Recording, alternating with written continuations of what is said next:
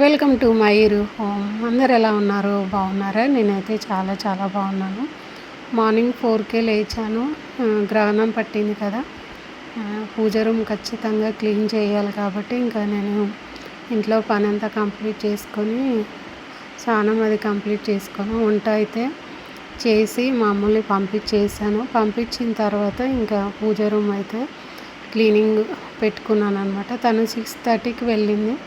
6:30 నుంచి నాకు 11:30 అయిందనమాట క్లీనింగ్ అయ్యేసరికి. అంత టైం ఎందుకు పట్టింది అక్క అని మీరు అనొచ్చు. నా పూజ సామాను క్లీన్ చేసి పూజ రూమ్ అంతా నీట్గా సర్దుతానమాట. చాలా ఓపిక అనేది తెచ్చుకొని చేస్తూ ఉంటాను.